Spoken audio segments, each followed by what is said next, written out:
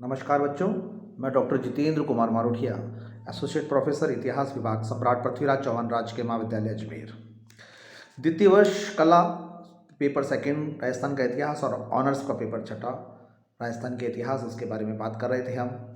और पिछले अध्याय में मैंने आपको हल्दी घाटी के युद्ध के बारे में बताया था। 1576 में युद्ध हुआ और यद्यपि कई दिशाओं में ये बात कही जा सकती है कि ये युद्ध निर्णायक नहीं हो पाया, लेकिन महाराणा प्रताप की दृष्टि में ये निर्णायक था। यदि महाराणा प्रताप की दृष्टि से हम बात करें तो अकबर के दरबार में जितने भी सेनापति थे, जो भी संदेशवाहक थे, उन सब ने ये एक तरीके से सामूहिक रूप से किया था कि किसी भी प्रकार से जिंदा या मुर्दा महाराणा प्रताप जी को पकड़ना है। ये दोनों संकल्पनाएं, ये दोनों स्वप्न पूरे नहीं हो पाए। न केवल ये दोनों स्वप्न पूरे न हो पाए, बल्कि उसके बाद 20 वर्षों तक वे योद्धा मेवाड़ के आंचल में अपना साम्राज्य धीरे धीरे विस्तार करता रहा और इस बात का लोहा मनवा लिया मध्यकाल के सबसे सफलतम शासक जलालुद्दीन मोहम्मद अकबर को कि यदि देश प्रेम की भावना से, राष्ट्रीयता से ओतप्रोत हो तो किसी भी प्रकार से स्वाधीनता स्वीकार करने की आवश्यकता नहीं है। जूझारूपन स्वतः ही आ जाता है। यह मैं बात कर रहा हूँ हल्दी घाटी के युद्ध के बाद में दो युद्ध हुए थे। मई 1580 में दिवेर का युद्ध और उसके पहले कुंभलगढ़ जो युद्ध का युद्ध हुआ अक्टूबर 1597 के बाद में, और फिर मई 1580 में दो युद्ध हुए और बचे कुचे जो जितने भी थे सैनिकों को, उनको इस तरीके से समाप्त करने का प्रयास किया गया था और शेष राज्यों को अपने कब्जे में करने का प्रयास किया गया था। अब यहाँ पर मैं मेवाड़ के और मुगल की संधि 1615 तक आपको ले जाना चाहता हूँ। मेवाड़ मुगल संधि 1615 ईस्वी तक हम ले जाएं, उसके पहले मैं एक बार प्रताप के शक्तिशाली सम्राट प्रताप के जो हम व्यक्तित्व है उसके बारे में बात करते हैं कि एक बहुत शक्तिशाली सम्राट था और उसको विरासत में ऐसी दुश्मनी, ऐसी शत्रुता मिली थी जो कि आधे से ज़्यादा मेवाड़ मुगलों के हाथ में था। ऐसे में उसने राजपाट किया और भैया संयमता से स्वीकार किया। पहली गुण उसका था, अपनी स्वाधीनता को उसने फिर भी व्यक्तिगत निर्णय से बनाए रखा। ये उसकी वीर शिरोमणि थी।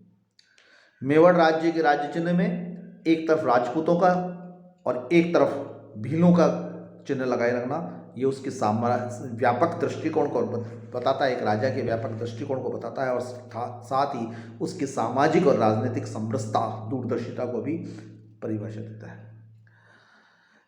मुगलों के साथ संधि कर लेता महाराणा प्रताप तो सुखमय जीवन को पालन कर लेता, आर्थिक स्थिति मजबूत लेती, लेकिन उस सुखमय जीवन की तिलांजलि दी और दुर्गम पहाड़ियों की कंदराओं में परिवार सहित कठिनाइयों का सामना किया और उसको सहर्ष स्वीकार किया। यह एक श्रेष्ठ सेनायक और श्रेष्ठ राष्ट्रभक्त का गुण है, उसके आत्मविश्वास का गुण है। और अकबर निरंतर निराशा हाथ लगती रही और यहाँ तक भी माना जाता है कि अकबर को महाराणा प्रताप के बारे में कोई जानकारी नहीं थी, लेकिन महाराणा प्रताप को अकबर के तमाम सैनिक युद्धों, तमाम सैनिक व्यूह रचनाओं, जो उनको पकड़ने के प्रयास थे दुर्गम पहाड़ियों में, उन सब के बारे में इनको बहुत अच्छी तरीके से जानकारी थी। तो ये एक गुण सामने आता है।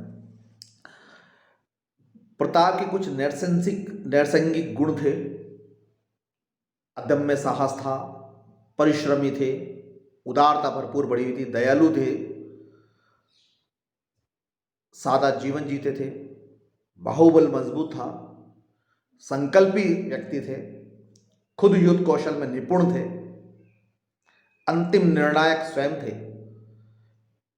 इन सारे गुणों को अकबर बहुत अच्छी तरीके से जानता था और इसीलिए जब प्रताप का देहांत हुआ तो उसके कट्टर शत्रु अकबर के हरम की ये सूचना है कि अकबर के बहुत आंसू आ गए कि ऐसा शिरोमणि उसके समकालीन हुआ है।